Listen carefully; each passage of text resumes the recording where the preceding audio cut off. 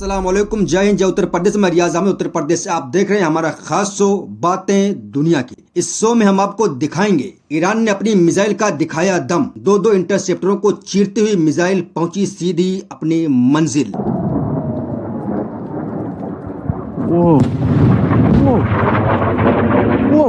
England में इस्राएली प्रदर्शनकारियों को फलस्तीनियों ने जमकर पीटा।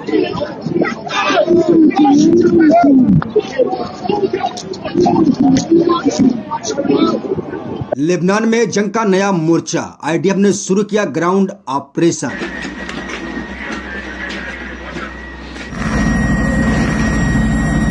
इजराइल में घरेलू मोर्चा भी गरमाया, यहूदियों ने सैन्य भर्ती के खिलाफ सड़कों पर उतरकर मचाया हंगामा।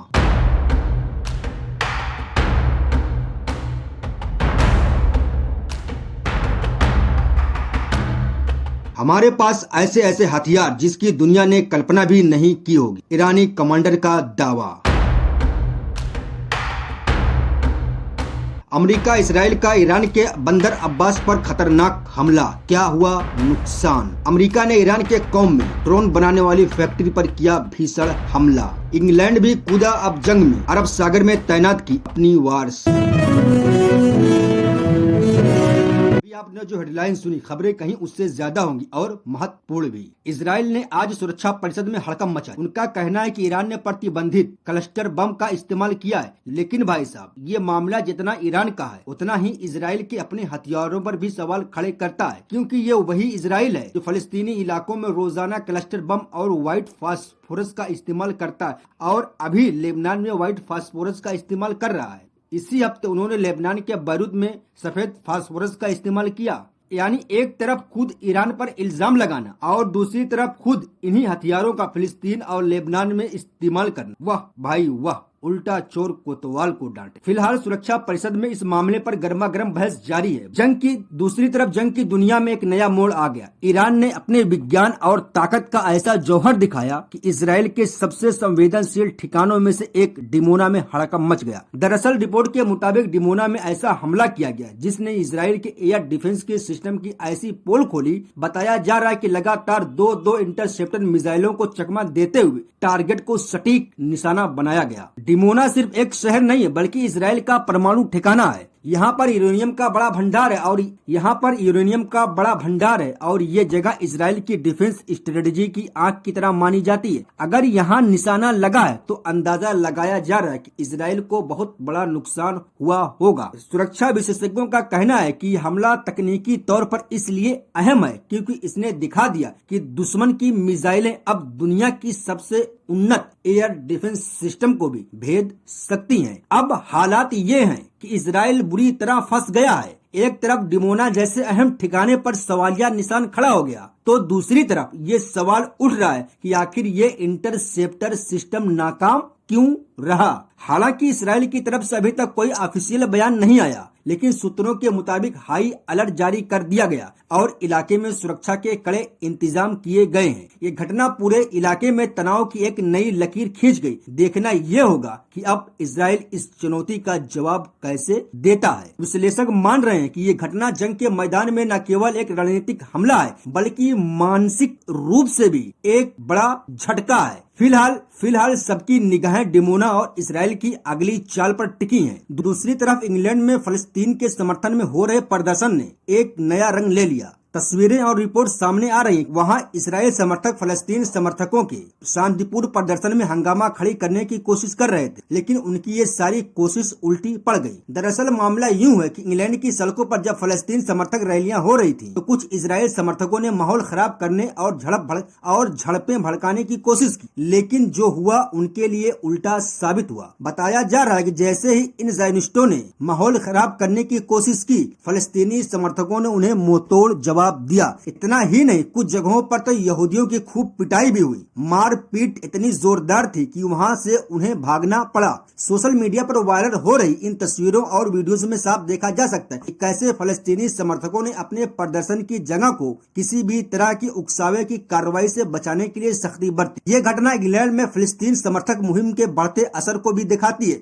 लंदन से लेकर मैनचेस्टर तक मुस्लिम समुदाय और फलस्तीन समर्थक कार्यकर्ताओं का जोश दिखते ही बन रहा। स्थानीय पुलिस ने भी इस घटना का संज्ञान लिया है, लेकिन अभी तक किसी भी फलस्तीनी समर्थकों के खिलाफ कोई कार्रवाई की सूचना नहीं है। वहीं यहूदी गुटों की तरफ से शिकायत दर्ज कराने की बात कही जा रही है। दूसरी तरफ गजा के बाद अब लेबनान में भी एक बड़ी जंग भड़क उठी। इजरायली सुरक्षा बल IDF ने दक्षिण लेबनान में ग्राउंड ऑपरेशन जमीनी कार्रवाई शुरू कर दी, जिससे पूरे क्षेत्र में तनाव और बढ़ गया। IDF की ओर से जारी बयान के मुताबिक उनकी 36वीं डिवीजन दक्षिण लेबनान में हिजबुल्लाह के ठिकानों पर लक्षित कार्रवाई कर रही है। ये ऑपरेशन जमीनी स्तर पर किया जा रहा है और इजरायली सेना का दावा है कि वे हिजबुल्लाह के सैन्य ढांचे को निशाना बना रहे हैं। रिपोर्ट्स के मुताबिक इन ऑपरेशन में हिजबुल्लाह के कई ठिकानों को तबाह किया गया। IDF ने सीमावर्ती इलाकों में अपनी पैठ मजबूत कर ली। इजरायली वायु सेना ने भी जमीनी कार्रवाई का साथ दे रही है। हालांकि हिजबुल्लाह की ओर से भी जवाबी कार्रवाई की खबरें हैं। सूत्रों के मुताबिक हिजबुल्लाह के लड़ाकों ने IDF के ठिकानों पर रॉकेटों और मिसाइलों से हमले किए। दोनों तरफ से मोर्चों पर लगातार झड़पें जारी हैं। सुरक्षा विश्लेषकों का कहना है कि 36वीं डिवीजन को इस ऑपरेशन में उतारना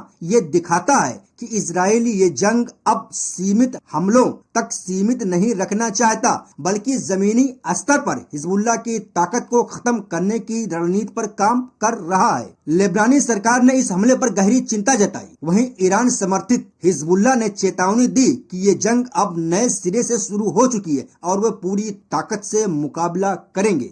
गजा, लेबनान और ईरान के जंग के बीच इजराइल के अंदर ही एक नया तनाव पैदा हो गया। सैकड़ों यहूदियों, जिन्हें हरेदी समुदाय कहा जाता है, इजराइल सरकार की सैन्य भर्ती नीति के खिलाफ सड़कों पर उतरकर प्रदर्शन किया, जहां उनकी पुलिस के साथ झड़पें भी हुई हैं। दरअसल इजराइल में एक बड़ा तबका ऐसा है जो धार्मिक अध्ययन को सैन्य सेवा से ज्यादा अहमियत देता है। अल्ट्रा ऑर्थोडॉक्स यहूदी समुदाय के लोगों का मानना है कि उनका धार्मिक कर्तव्य उन्हें सेना में भर्ती होने से छूट देता है, लेकिन अब इजरायली सरकार ने उन पर भी भर्ती का दबाव बढ़ा दिया, जबकि जिसके खिलाफ ये प्रदर्शन हो रहे हैं। प्रदर्शन में शामिल लोगों ने सड़कें जाम कर दी, पुलिस पर पथराव किया और सरकार के खिलाफ नारेबाजी की। पुलिस ने उन्हें तितर बितर करने के लिए पानी की बौछारें और बल का प्रयोग किया। कई जगहों पर दोनों पक्षों के बीच जमकर झड़पें भी हुई हैं। यह विरोध प्रदर्शन ऐसे वक्त हुआ जब इजरायली सेना IDF को गजा और लेबनान में 2 मोर्चों पर लड़ते हुए जवानों की सख्त जरूरत है। ऐसे में जब एक बड़ा समुदाय सेना में जाने से इनकार करता है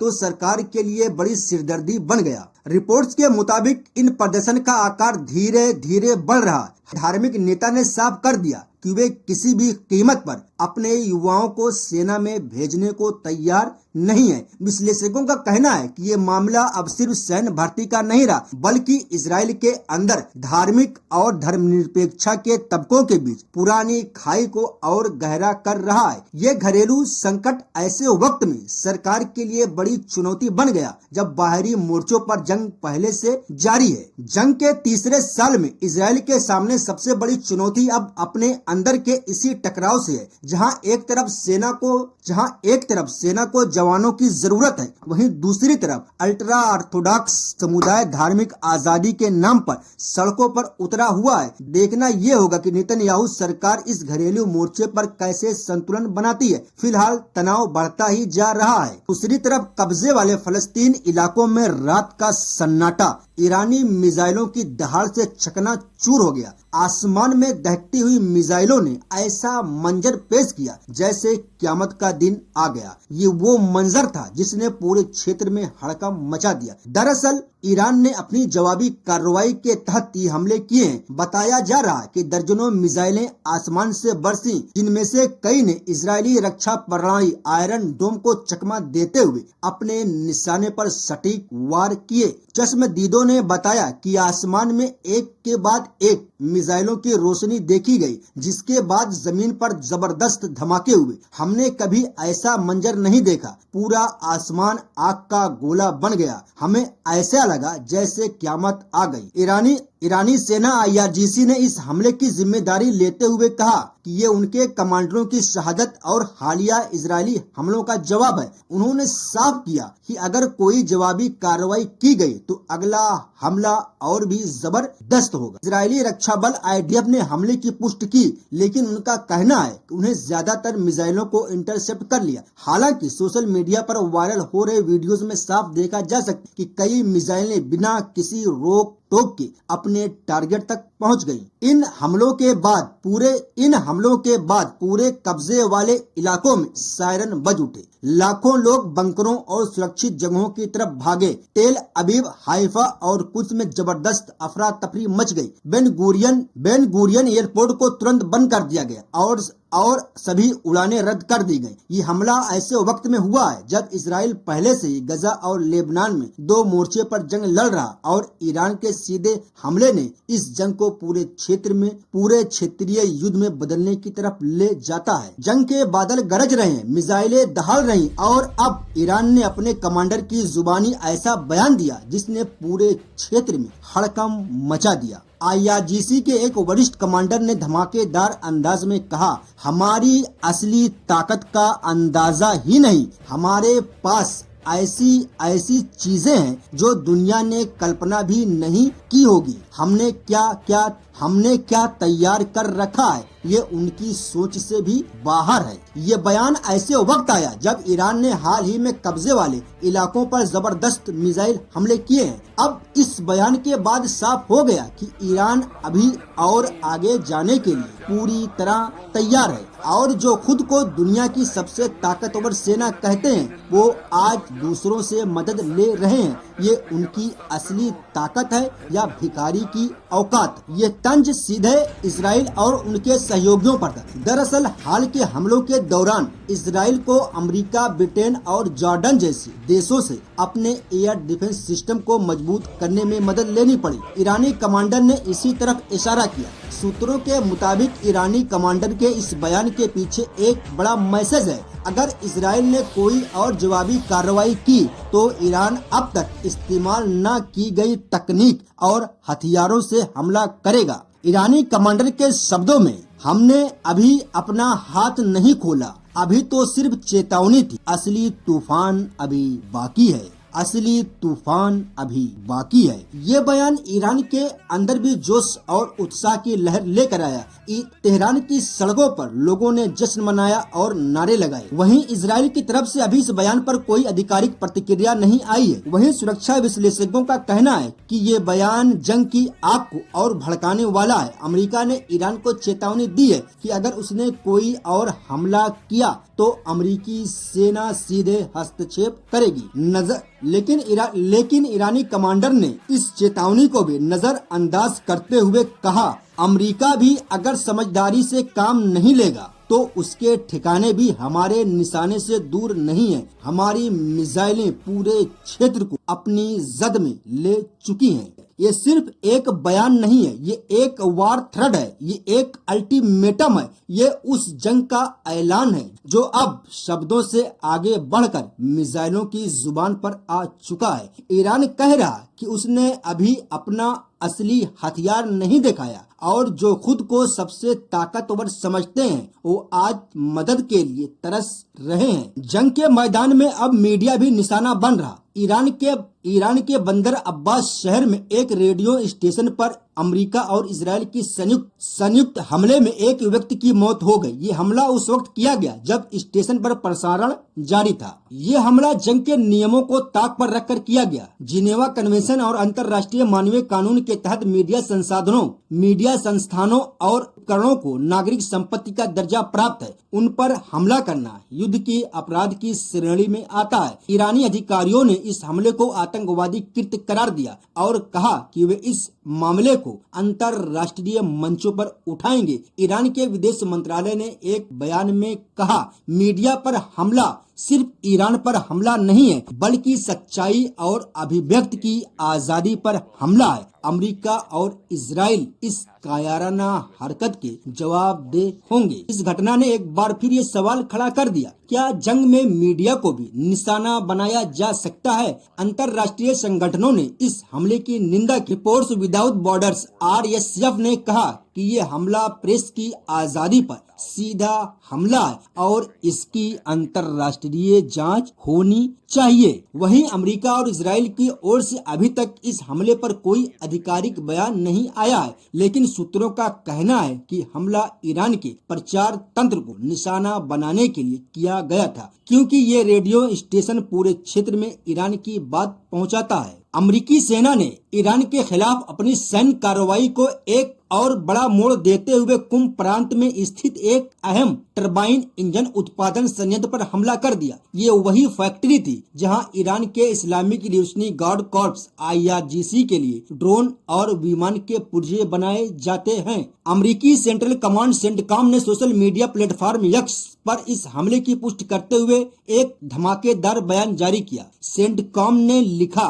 कॉम टरबाइन इंजन उत्पादन संयंत्र ईरान के इस्लामिक रिवॉल्यूशनरी गार्ड कॉर्प्स द्वारा इस्तेमाल किए जाने वाले अटैक ड्रोन और विमान घटकों के लिए गैस टरबाइन इंजन का उत्पादन करता था। जंग के बादल अब और घने हो गए। ब्रिटेन ने अरब सागर में अपनी परमाणु पनडुब्बी तैनात कर दी। ये पनडुब्बी अत्याधुनिक हथियारों और टॉमहाक मिसाइल से लैस है और ये सीधे संदेश है कि ब्रिटेन ईरान के खिलाफ चल रही जंग में कूदने के लिए पूरी तरह तैयार है। ये वही ब्रिटेन है जिसने कल तक ईरान की बुराई करते हुए ज्वाइंट स्टेटमेंट पर दस्तखत किए थे। ये वही ब्रिटेन है जिसके कब्जे में अमेरिकी सैन्य अड्डे हैं। ये वही ब्रिटेन है जो टॉमहाक मिसाइलें दागता है और अब ये वही ब्रिटेन जंग की आग में झोंक देने को आमादा है। सूत्रों के मुताबिक ये पनडुब्बी ब्रिटेन की रॉयल नेवी की सबसे खतरनाक संपत्तियों में से एक है। ये न सिर्फ परमाणु ऊर्जा से चलती है बल्कि इसमें परमाणु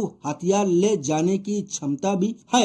अरब सागर में इसकी तैनाती का मतलब साफ है, ब्रिटेन अब सिर्फ मुंह से नहीं बल्कि हाथ में हथियार लेकर खड़ा है। ब्रिटेन के इस कदम के बाद ईरान की ओर से भी सख्त प्रतिक्रिया सामने आई। IRGC के एक वरिष्ठ कमांडर ने कहा, अगर यूके समझता है कि परमाणु पनडुब्बी लाकर हमें डरा सकता है तो वो गलत फहमी में है। हमारी मिसाइलें पूरे क्षेत्र को कवर करती हैं। अरब सागर में हर लक्ष्य हमारी निगाह में है। ईरानी नौसेना ने भी अलर्ट जारी कर दिया और क्षेत्र में निगरानी बढ़ा दी गई है। यूके जो कल तक बयानबाजी कर रहा था अब आज मिसाइलों से लैस परमाणु पनडुब्बी लेकर आ गया। क्या होगा जब ये टॉमहाक मिसाइलें दागी जाएंगी? क्या ये जंग पूरे क्षेत्र को अपनी चपेट में ले लेगी? फिलहाल अरब सागर में परमाणु पनडुब्बी तैनात है, टॉमहाक्स तैयार है और ईरान की मिसाइलें भी अपनी जगह पर है। अब देर है तो किस बात की? जवाब आने वाले दिनों में आएगा